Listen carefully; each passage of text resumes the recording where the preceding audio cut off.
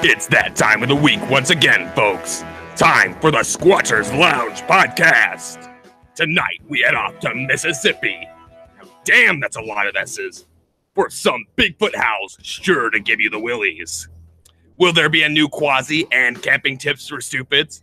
Well, you're just gonna have to find out tonight. Now, here's the beard that can cure what ails ya. The man, the myth, the legend, the Reverend Jeff Kelly.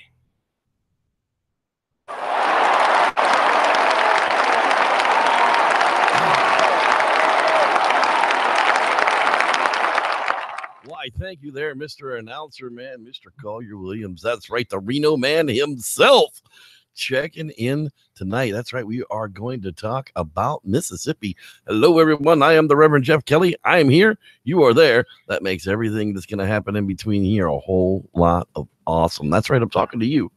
All right, let's get it out the way. We got a little bit of news to talk about, a little bit of an update to talk about, and then we'll get on with the show. First things first, a little bit of news tonight. Oh, jeez, we're gonna go back through this one again. Yay, Google. All these links were loaded earlier. There we go. The Daily Historian in 1 year. Where's Bigfoot? The BFRO Field Researchers Organization. According to the Asbury Park Press, there was a Bigfoot sighting in a couple in New Jersey earlier this month. We talked about last week, and it's continuing on. That's right, New Jersey. And since both the husband and the wife and their description of what they saw seemed credible, the sighting has been entered into the BFRO site database. Woohoo! That's yeah, okay. Actually, several New Jersey counties have multiple Bigfoot activity reports. Sussex, Burlington, and Ocean. In Oregon, the counties with the highest number are Clackamas, Josephine, Douglas, and Umatilla. So the BFRO accepted the New Jersey sighting as an actual encounter with a Bigfoot. Yay for them. Unusual footprint leads to search for Bigfoot in Lee's Summit area. That is correct. They don't like my ad blocker very much. Lee's Summit, Montana. Or is that Missouri? I'm horrible. Just MO, Missouri. Yeah. One of the most famous Bigfoot researchers say there's evidence of the creature might and be in the Lee Summit area. We heard the shattering at night, said Jeff Newhard, who's a Boy Scout leader. Of course, I was curious, but I wasn't that curious to run down there. Nope, not at all. That's what he called a nationally known Bigfoot hunter, Tom Biscardi. On Friday, Biscardi, Newhart, and others walked the trail and searched the caves and crevices. They installed night vision cameras in an effort to explain a picture taken by Newhart and his troop showing the footprints.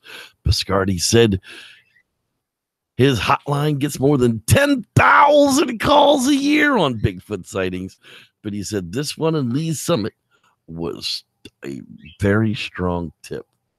Yeah, go on, take the money and run. Ooh, ooh, ooh. Okay. This one's a little creepy. Appalachian Cryptozoology. That's right. Last week was the first ever Harlan CryptoCon, and the event generated a lot of curiosity and thought. Cryptozoology sounds like a very strange scientific field of study. Some consider it nonsense. Cryptozoology is the search for the study of the possibilities of unknown species. A cryptid is a creature that has not been scientifically proven to exist. Famous examples of such creatures are the Loch Ness Monster, Sasquatch, Chupacabra, and the shark Megalodon. Well, the shark Megalodon, to be fair, did exist at one point. Everything else, they may still be able to call into question. That Megalodon thing probably needs to get weeded out of this one. You can check that one out on the harlandaily.com. This is the one that really kind of cheesed me off. That's why I saved it for last. Fake federal cryptozoologist tracking Bigfoot charged with child porn. As if we don't already have enough damn problems in the Bigfoot world with weirdos, wackos, and woohoos. Now we got to deal with jackasses like this. The United States Department does not hire cryptozoologists to track Bigfoot, let alone support folks doing it as a formal job position. So this dude, Keith Barnes of Black Rock, Arkansas, dons what looks like a fish and game colored shirt with front breast pockets upon it, and comes up with a fake badge. And apparently he has been posing himself off as a cryptozoologist with the Department of Interior. The Fish and Game started an investigation into him, and somebody randomly said, hey, check out the child porn on his computer. And lo and behold, there it was. So one more dirtbag off the friggin' street. But seriously, you got to watch out for people like this. Anybody who claims to be with the government officially hunting Bigfoot is a fraud, and you should probably go ahead and call Fish and Game and have them picked up. Yeah, pretty much. So dude's not with the BFRO, claims to be with the BFRO, has a BFRO pin, woohoo, but yeah, why would he have a BFRO pin on an official government uniform? That usually doesn't happen. And to wrap it out with something fun, Bigfoot's love slave. That is right. If you have not seen Bigfoot's love slave, the video, right after the show, run right out there and give it a listen. 600 is not enough for this one. It needs to climb by hundreds. So you people watching the show, I will stick a link to it in the chat or in the description afterwards, and you guys can go check it out after the show. But Bigfoot's love slave. Oh my God. And the Squatchers Lounge podcast merch page. That's right. Redbubble.com/people/Bigfoot Watch, all one word, and that will put you in to the stuff that we have out for sale for the merch. We have a few campaigns going on. The Expedition Stumpy, which is what I'm about to talk about, is going on May 18th, 19th, and 20th in the El Dorado National Forest at the Black Oak Group Campground on the 18th, the 19th, and the 20th. Already paid for. This is a free event. Bring your tent, bring your family. The only cost to it is your arrival and survival for the weekend. So come on out, put up a tent. Let's go fishing and Bigfooting and see what the weekend comes out. So far, we are not filled up. We're getting there though. So send us an email at sloungepodcast@gmail.com. If you want to get in on an Expedition Stumpy merchandise, better get it quick, because once I get back from the event, all of this merchandise will be taken offline because it was limited edition. So that, my friends, is what's in the news this week. Been a lot of weird stuff going on. Old Bill Cosby finally got convicted. That's going to be real strange to see what kind of pudding pops they deal with that guy. And we actually have a replay of a quasi theory from our quasi scientist, Mr. Dean Cooper. So let's put that on while I go kill my little 11-year-old dachshund. With that, oh my goodness, he's waiting for his mama to come home and he just can't help himself. So with that, let's take a listen to Mayday. Not Mayday, but Mayday. And now, Quasi Theories from a Quasi Scientist with your host, Dean Cooper. Mayday, Mayday. Well, next Monday is May Day. Who else celebrates May Day? Well, socialists and communists, for starters. They commemorate what is known as the Haymarket Massacre or riot and or also affair, which started out as a workers' parade protesting the killing of workers striking for an 8-hour workday by the Chicago police on May 3rd, 1886, the day before the riot. An anarchist threw a stick of dynamite at the police who were breaking up the protest, killing 7 officers. The remaining officers then opened fire on the protesters, killing 4 and wounding dozens more. But that's not what this Quasi is about. This Quasi is about a pole with a knob on the end, the maypole. It is about young maidens dancing in circles around the pole, festooning it with ribbons, starting with a knob at the top of the erect pole and ending at the bottom. It is about the Greek goddess Chloris, after whom chlorophyll is named, and her Roman equivalent, Flora, after whom flowers are named. She is the goddess of flowers in spring, and her festival ran from April 28th to May 3rd, and was called the Floralia. The Floralia was celebrated with, to quote Wikipedia, 5 days of farces and mimes were acted. Ithyphallic, including nudity when called for. Ithyphallic, now there's a word for you. Ithyphallic farces and mimes enacted with phallic symbols, that is to say, enacted with poles with knobs on the end.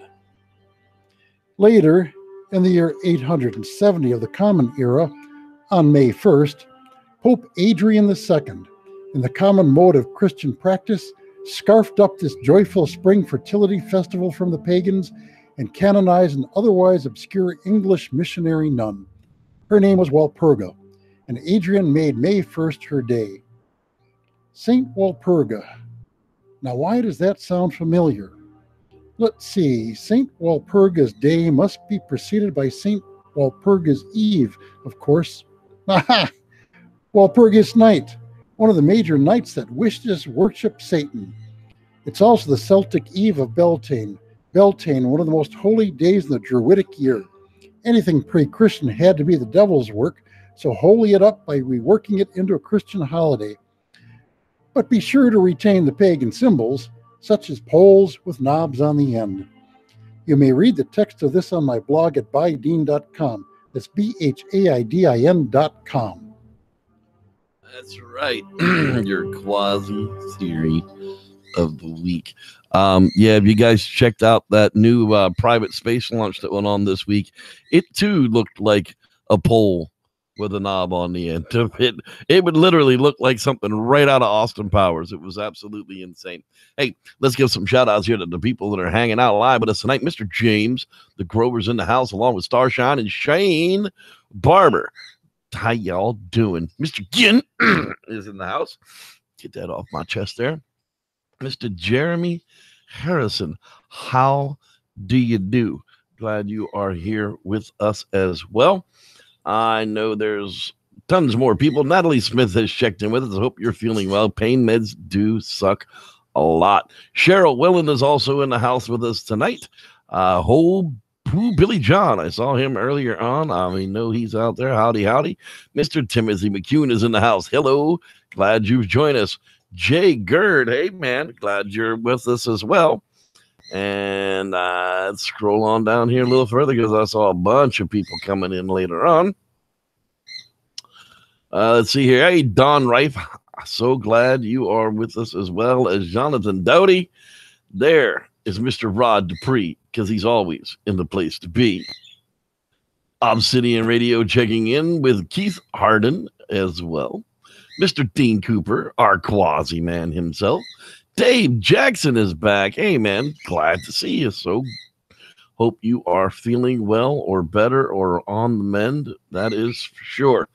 Life and Times of JCM. That's right. That's our camping tips for stupids, dude. He'll be back next week with a new Trash Panda edition. Let's see who else is checking in with us tonight.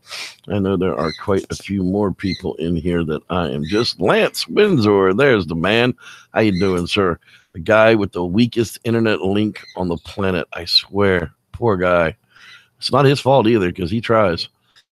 Kathy Yarborough is in the house with us as well. Howdy, howdy, howdy. Cody Johnaway, glad you're with us.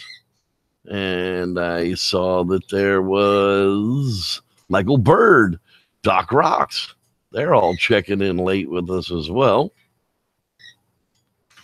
And Nicole L.A., how you doing there? I think Lewis, hey, there he is. How you doing, Chief? Glad you're checking in with us as well. If you haven't heard your name, well, I don't know you're here because, unfortunately, I didn't see your name in the box, and I can't really do much about that. Look at that. I look like Pee Wee Herman. Where's my bike? All right, there we go. Got that fixed a little bit better for me. I'll feel okay. Yes, Stumpy Meadows is going to be stocked with fresh, ready to catch trout, fingerling trout, and the catfish. Hopefully, will have nice warm days ahead of time. Yes, that is the case. Tonight, though, we are talking about Mississippi. M-I, crooked letter, I, crooked letter, I, P-P-I. That's right. There might have been too many crooked letters in there.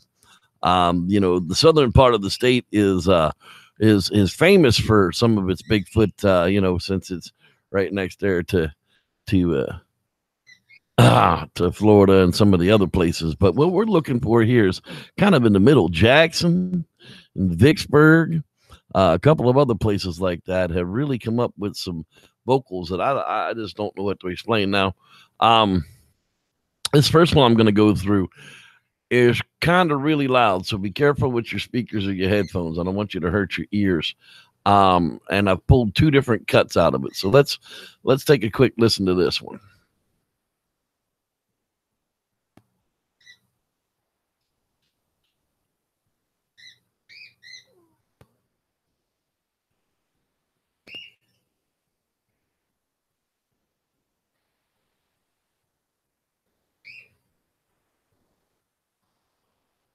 Well, that doesn't seem to be playing anything at all. Well, so we're going to skip on to a different one. This one is known as the Mississippi Long Call.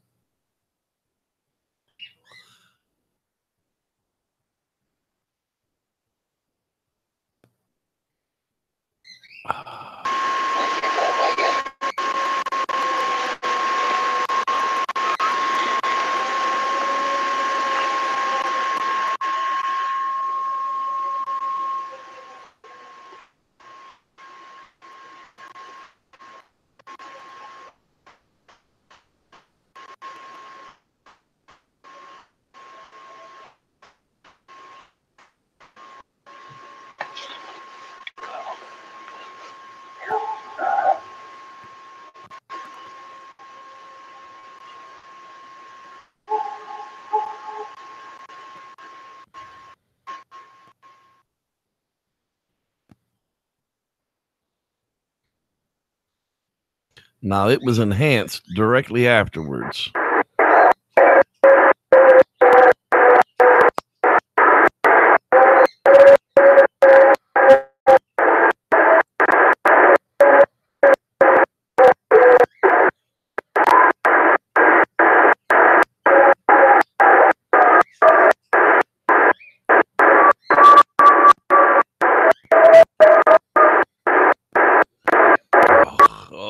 It's going to be one of those friggin' nights, and I just don't have the patience for it tonight, people. I am so sorry about that.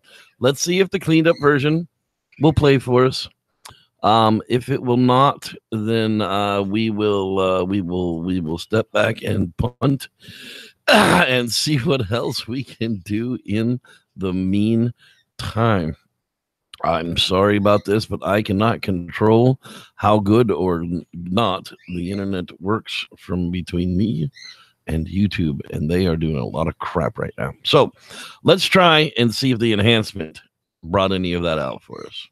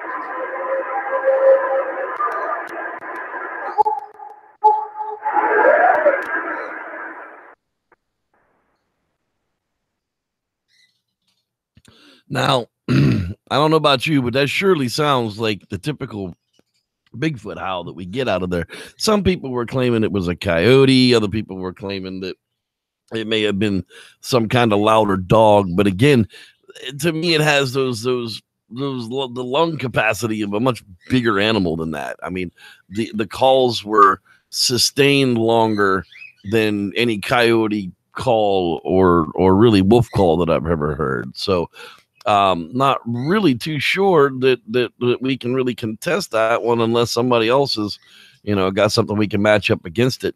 Now, this last one here comes to us from 2012. It's known as the Mississippi Bigfoot Howl. And I do have a bunch of short clips cut out of this one. So hopefully we get through the entire original and then we can talk about what they sound like. They're slightly different, but still just as creepy.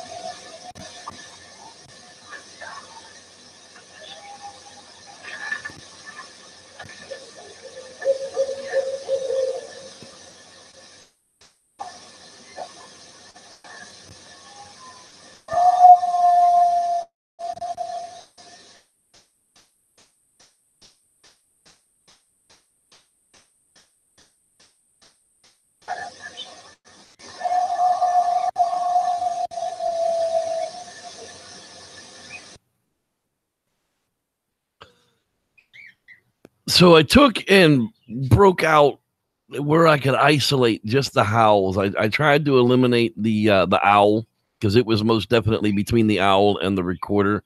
And as long as it wasn't actively hooting, the recorder picked up quite a bit of what that sounded like. So let's give this first one a listen.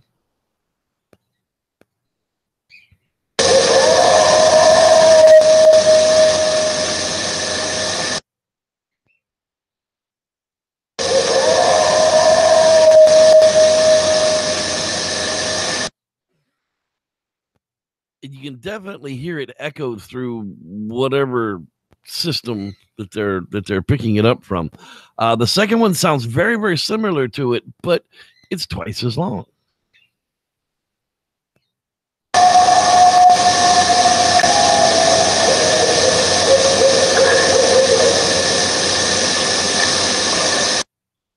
And if you listen at the end of it, it almost sounds like there's an actual reply.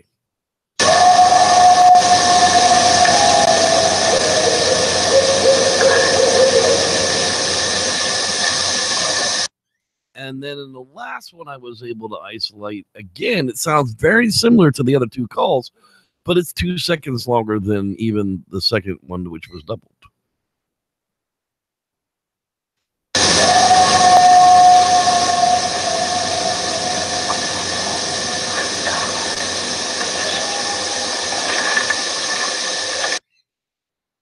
And again, right there at the end, you can actually hear something else, a much higher pitch, respond on that one.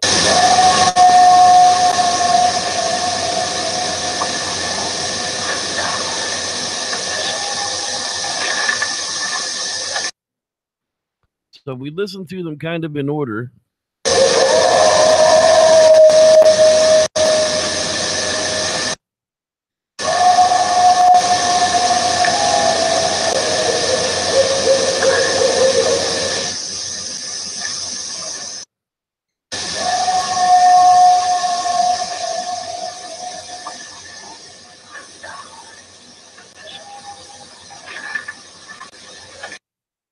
I would definitely have to go back and say that on a whim, that's probably the same animal.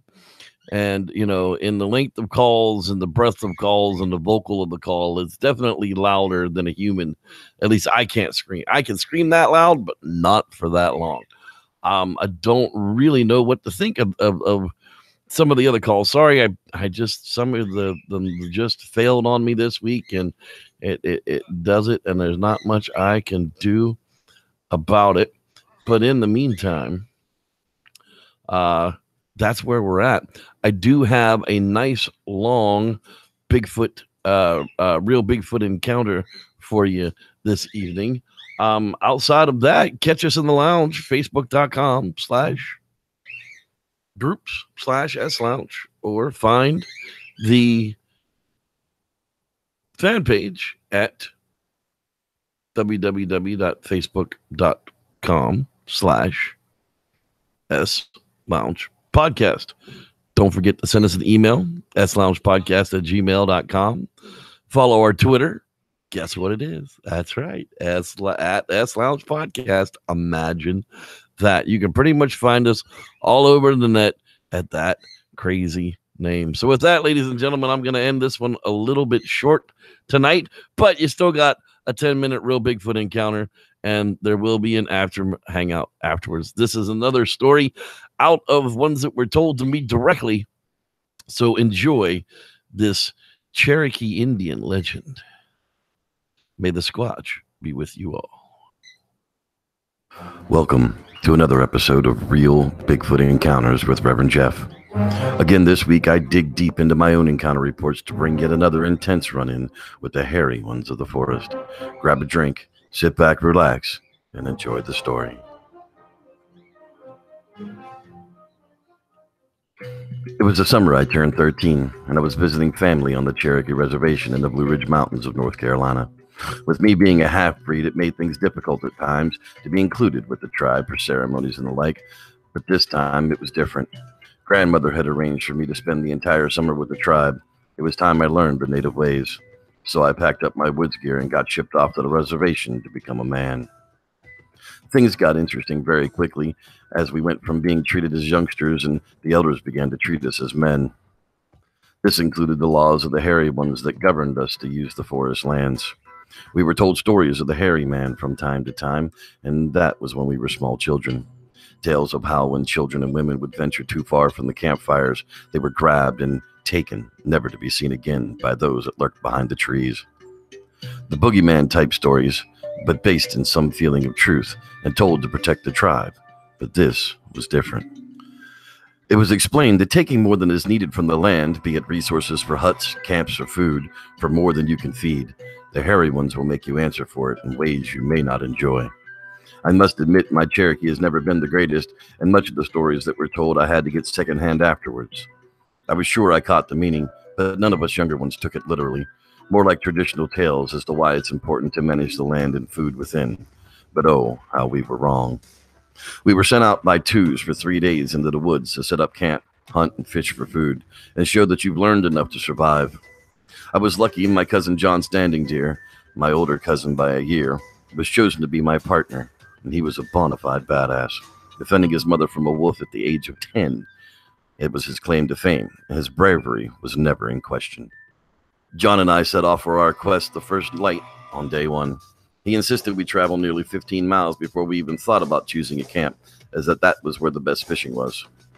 All we were allowed to take with us was a hatchet, a fixed blade knife each, and a cane pole for fishing. The rest we would have to fend for ourselves. The hike was very uneventful, as John actually knew the way. He had made this journey often with the tribe members. At one point, he stopped and looked behind us when we changed directions several times, thinking that we had been followed by someone. But we continued on to our destination. We arrived at mid-afternoon, and we chose a camp location near a freshwater brook that seemed to be jumping with life.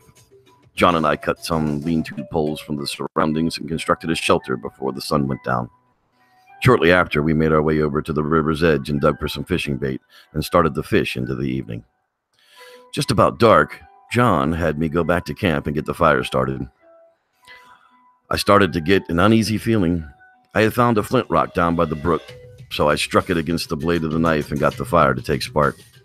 As the firelight started to pick up, I swear I saw something cover its eyes and then move into the dark.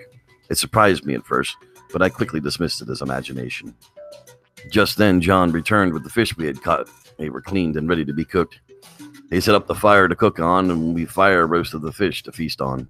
We sat around the fire, eating our fish and telling stories of our lives as kids. We'll often do when we heard what sounded like a sigh come from the forest behind our position. We looked at each other and took note of it, but without a flash of light, there wasn't much hope of seeing into the darkness. We laid back, looking at the Milky Way, pointing out constellations and finding pictures in the clouds, when I saw it stand up. A shadowy figure just out of the firelight had risen on 2 legs and was staring directly into our camp. I looked over at John and quietly mentioned what I saw. He looked at me in disbelief, yet he knew me not to tell untruths, so he slowly rolled over and began to get a better look. It seemed the moment that we moved, all the shadows stepped back into the darkness and it was gone from sight. John and I set up 2 more fire rings to create a triangle around our shelter and to illuminate as much of our surroundings as we could, yet nothing seemed to move. The oddest thing was there were no sounds at all. Not a creature, not a bird, not a cricket. We could hear the brook and nothing else. No owls, nothing but total silence. Soon after, the sun rose and we walked over to where I had seen the figure, and sure enough, the ground was disturbed and there was a small rock stack right there where I had seen the shadow rise up. John then said it must have been a hairy one, and we shouldn't be worried as the stack approved of what he saw. We went about our day setting up a small game snares and improving our camp with water trenches and creating our own powwow area, as we called it. Soon, half the day was gone, and it was time to prepare for the night once again. So we collected and stacked enough wood for the night and began to check our traps. We had been very lucky, and 3 of the traps had been tripped. 2 cottontails and a gray squirrel. Boy, it would be a feast tonight. We didn't reset the traps as we'd be leaving in the morning, and we took our catch back to camp. We only had a center fire burning at this point, and John had gutted and skinned the animals, but instead of burning the organs, he placed them near the tree as an offering for our visitor from the night before.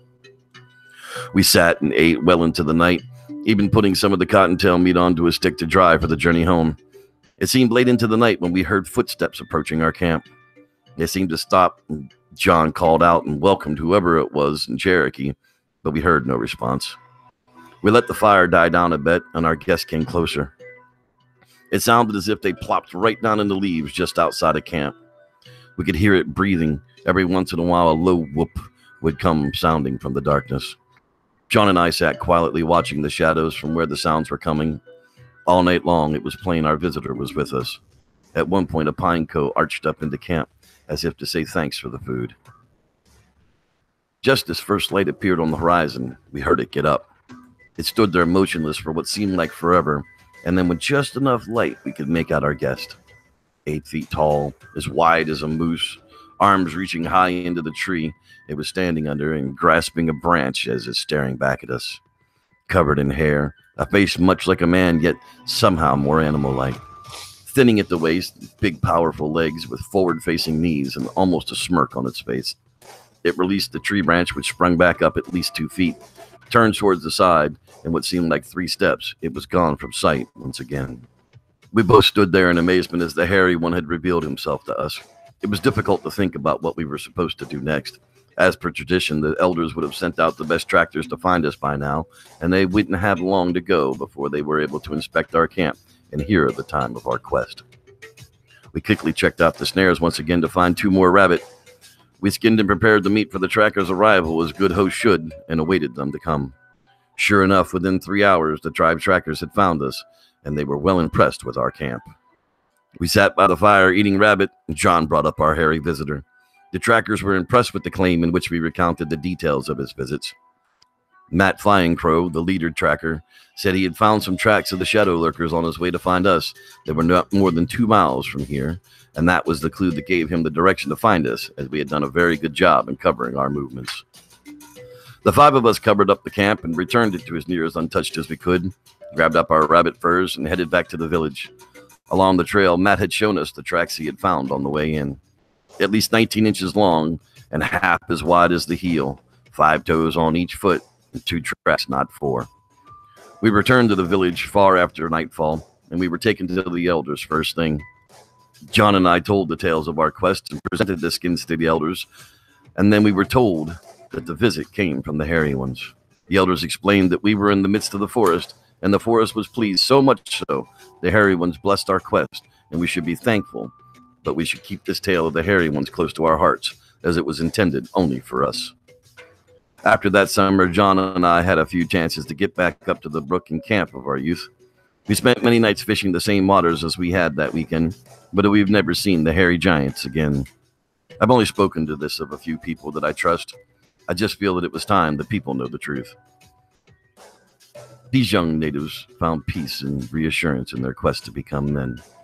Tales from the native people of the Americas go back much further than the stories of 1958. To them, these beings are part of their history. To me, it was another real Bigfoot encounter. Thanks for watching. I'm Reverend Jeff, and may the Squatch be with you.